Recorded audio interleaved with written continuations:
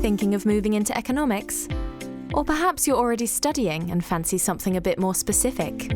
These new courses from the University of Liverpool look at money and banking, data analytics, and data science. We'll find out more in this episode of Future You. Hello and welcome to Future You, the podcast from graduate careers experts Prospects. I'm Emily Slade, and in this episode I'm joined by Professor Ian Byrne from the University of Liverpool, and we'll be taking a deeper look at 3 of their new MSc courses in economics. You can follow Future You on Spotify or wherever you get your podcasts, and you can find us on Instagram and TikTok at prospects_AC_UK for more advice. Now let's get into the episode. My name is Professor Ian Byrne. I'm the postgraduate taught lead at the University of Liverpool for the economics department. So I oversee all of our MSc economics and sort of all of our specialty programs. So I'm here today to talk to everyone about our brand new specialty programs that we've developed. Just really help students explore the cutting edge economics and kind of what does that mean for businesses going to the future. Amazing. So are you able to briefly sum up the 3 new courses that you have to offer for us? Sure thing. So we have 3 new specialty courses, and we've sort of designed them around sort of key parts of economics. So we have our econometric sort of specialism, where we're really going to teach students data science. So we call it our data science for economics. And this is sort of marrying that sort of machine learning, artificial intelligence, computer science style with the rigor and analytical structure that economics and econometrics bring you. So it's learning how to use AI and machine learning for economics.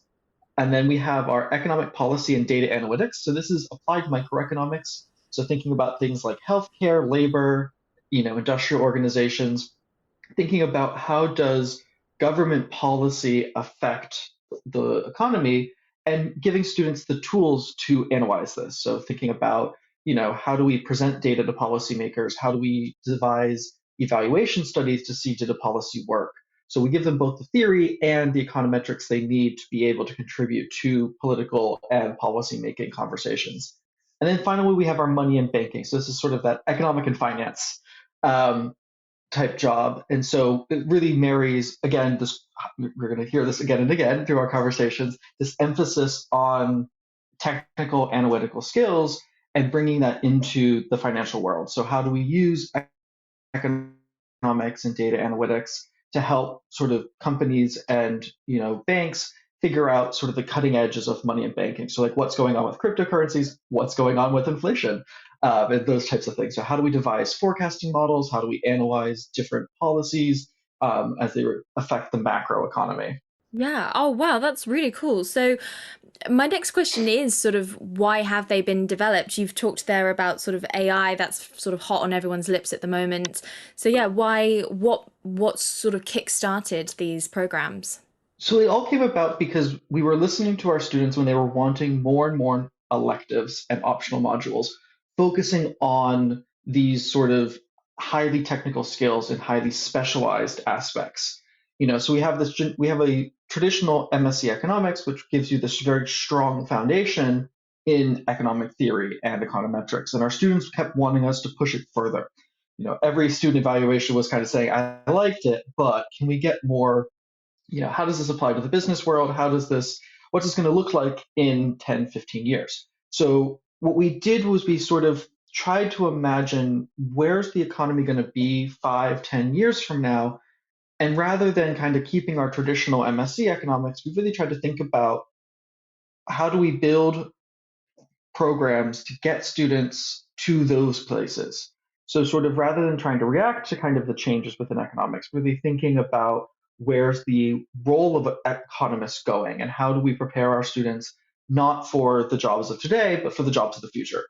And so we kind of worked backwards from where we thought the economic consulting type jobs were going to go, what civil servants were going to have to be doing, and really kind of built the programs around future-proofing a lot of the skill sets for our students and sort of giving them the confidence that they can contribute to a rapidly changing kind of labor market in the next 5 to 10 years. Sure, that's incredible. So what opportunities do these courses offer? So these courses are giving students we like to call it a toolkit. So we really focus not on learning any specific theory, but a wide range of skills that they can pull out to answer some sort of question. So we build this toolkit for our students, and we kind of, start very constrained, everyone using the exact same tools.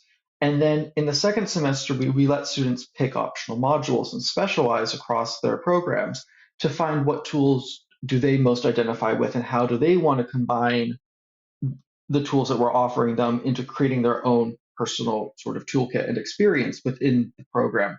So it's things like the opportunity to, you know, not just learn econometric software, but we have opportunities, sort of special boot camps every couple months on things like Tableau, on SQL, on these specialty softwares that may not be possible to integrate into a 12-week semester when we have so much to cover. But if we carve out time and give students an afternoon, 2 days to attend these boot camps and these workshops, we can get them certificates to let them sort of grab more and more toolkits. So, some things are we do a lot of mock interviews and assessment centers so students can see what the labor market's going to be like. So they'll really have the opportunity in our programs to take what they're learning in the classroom and then practice it in the real world and then go off and do things through our skills enhancements weeks that they can bring back to the classroom so they can go learn a new skill that we weren't going to cover, but then they can bring it into their dissertations. So we offer them a lot of opportunities to go enhance their skills through different trainings, through different opportunities, and really thinking about what do they like doing, how do they like to get their hands messy with economics, and figuring out where that's going to take them in the future. Giving them, I like to phrase it as we're giving them the chance to try things in a sandpit and fail when it's safe to fail to figure out what they like and don't like. You know, so because I think learning that you don't like something and you're not good at something is equally as valuable in the classroom as learning what you love. Because you don't want to go into the workplace and go, I thought I really liked this methodology or this coding software, but actually, after using it for 2 weeks, it's doing my head in. Yeah. So we're trying to give students that space to find what they're good at and really figure out who they are as economists.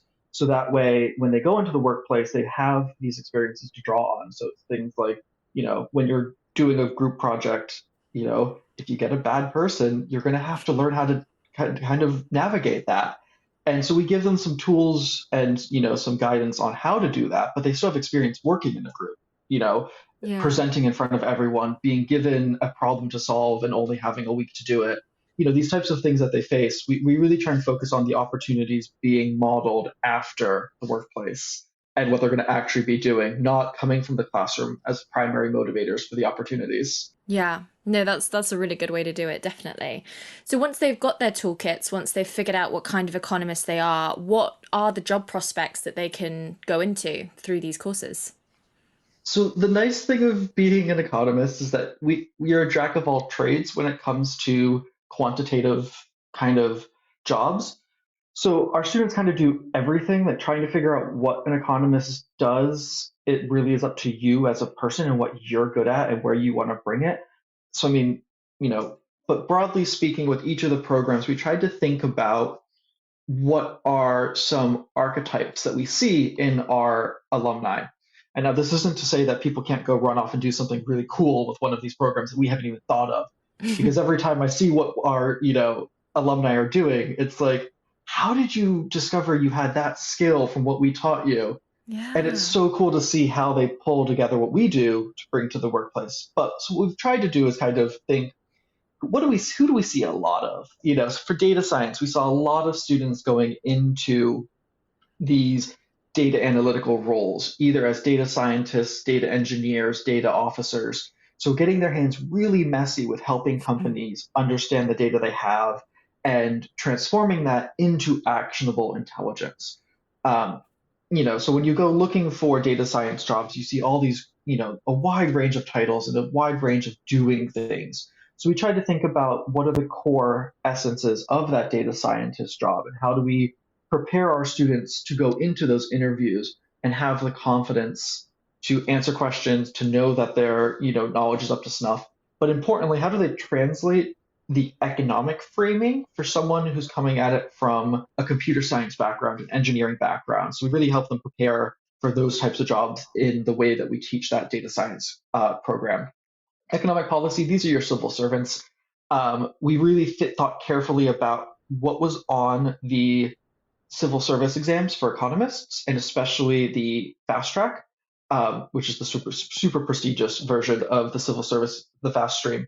And so we really thought about how do they go into those interviews and what do we need to prepare them for? And so this is where we actually can't lose the theory as much as some of our competitors are and focus only on applications in the real world. Because when you go into the civil service exams, they ask you point blank theory questions. They look through the classes you've taken and they pull out the theories that you should have learned and then ask you to apply them. So you have to have this very strong base understanding of micro 101, macro 101, these core economic theories for the civil service, because they don't know what the government's going to throw at them in terms of what policies they're going to have to look at, what are they going to have to forecast. So you have to go all the way back down to basics for the civil service exam and kind of be prepared to take whatever theory you have in the background and then think of all of the political and economic ramifications of that. And so we really thought about what's that exam going to look like, what types of roles in the civil service are our students doing. We couldn't be as specific as we wanted because we have students going into the Department for International Trade, Department for Development, the Foreign Office, the DEFRA, Rail and Road. I mean, it's pretty much at this point we have someone in almost every department. And so it's been cool to see how kind of the core trainings then get to kind of put people where their own little passions are and kind of the policies that they want to be working on. And then for money and banking, we thought about what is the job, what's the City of London going to look like, 10 years from now? What's the finance positions going to look like? And how do we think about that, in a global context, and thinking about, a lot of our students are coming internationally. So how do we prepare them for dealing for finance and the future of money going back to Asia, going back to Africa, going back to North America? What are they going to bring with them? And how are they going to bring those skills to these banks and these multinational corporations? So it was sort of, thinking through each of these kind of archetypes, but then preparing students, not losing that individuality that we had at the MSc economics that allowed students to specialize in whatever they wanted. So giving students these archetypes, but letting them express that in a lot of different ways that are unique to each of their own passions. Yeah, amazing. So who would they suit? You've talked sort of a lot of where you could end up, what types of interests you might have. Who are these courses for? So we've designed them for anyone who wants to work with data and is coming from a broad background, as long as you're comfortable with the basics of data and the basic math, coming into this and learning how to use those skills as an economist. So it's a broad range of social sciences, business, engineering, computer science backgrounds that we're bringing together. So only about 25 to 30% of our cohort now is economic undergraduates. A lot more of it are people that want to come into economics. People who were maybe economics adjacent in their undergraduate degree or have been so in the working world, and want to kind of shift over and specialize. So it's really giving people that opportunity to come into economics, or if you're an economist, to specialize even further. But we kind of start everyone on day one with an understanding that you understand some math, basic calculus, basic statistics. But we don't assume anyone knows how to code. We don't assume anyone knows a lot about databases and data structures and stuff like that. So we really kind of build everyone up from a standstill to get them ready in 12 months to go to the workplace. So a little bit, you can imagine it's kind of, we think of it as a marathon. It's 12 months of learning.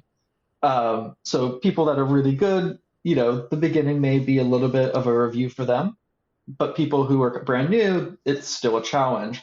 And then everyone catches up at their own speed throughout the year until we're at the end where everyone's pretty much ready to go and ready to face the world. So if you're not a traditional economics undergrad, don't fear.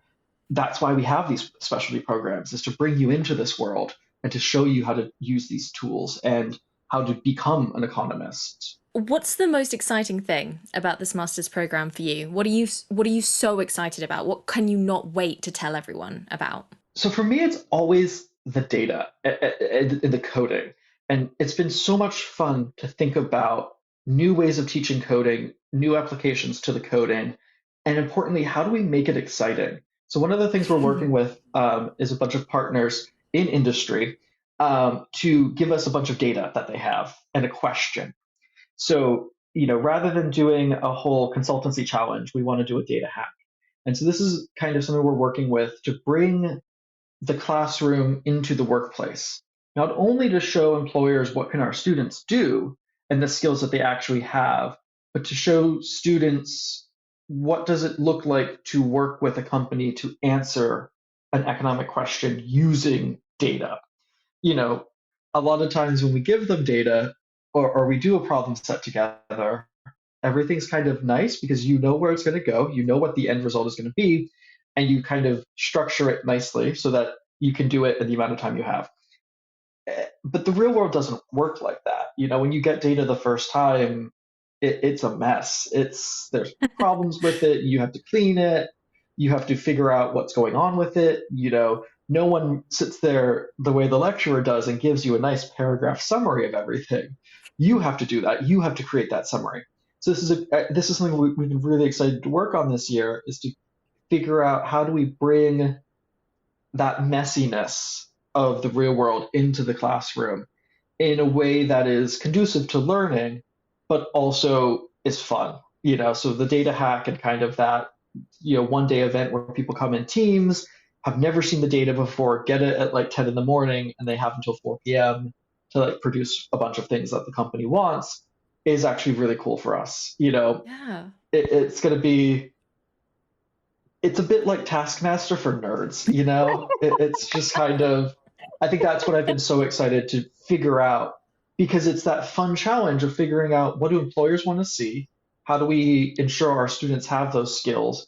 But importantly, how can they show that off to employers in a measurable way that isn't just cheap talk? Like when they say, I can do this, they have something to prove that they can do that. And that's just kind of fun. Amazing. So, more on the sort of practical side, is there any sort of funding available for people interested in these programs? Yes, so we have a lot of different funding sources, both at the School of Management level and at the uh, university level. So, it really depends on kind of where you're coming from, your background. So we have special scholarships for those who studied with us at undergrad to continue on. Um, we have 50% scholarships for super promising students who come in with excellent grades and who we think are going to be amazing ambassadors going forward for our programs. So we have about 3 to 4 scholarships in each of these programs, depending on how many students we end up having. So this year we have about 8 scholarship students across all 4 programs. So it's about, it always adds up. The max you can get is 50% off, but, at that price point, I think, you're getting very good bang for your buck, as we say. But yeah, there's tons of funding available. So I really encourage people, if funding's an issue, to get in contact with us and we can kind of walk you through a lot of the options that might be available for you, because it's a little bit individual specific. Amazing. And if people do want to find out more, or if they want to start applying, where should they go? They should go to the University of Liverpool website for the postgraduate programs. And so they can check us out at the University of Liverpool Management School's website. We have a lot more details on our own, economics group page. They can check out our socials, the University of Liverpool Management School, LinkedIn, it's Twitter, and they can see all the cool things that we're doing and get announcements for things like open weeks if they want to come talk to us, or for cool events that our students are going to, just to kind of see what it's like and what's going on at Liverpool throughout the year. Amazing. Well, we'll make sure to put all those links in the bio. And thank you so much for your time today. Thanks. Thanks for having me. Thank you once again to Ian for his time today. You can head to the university's website to find out more about the courses and also to apply. You can search for other postgraduate courses by going to prospects.ac.uk. If you've enjoyed today's episode and want to get in touch, or if you've got any feedback, you can email podcast@prospects.ac.uk. Make sure to give us a follow on Spotify or wherever you get your podcasts. And you can also find us on Instagram and TikTok. All the links will be in the description. Thanks for listening, and we'll see you next time.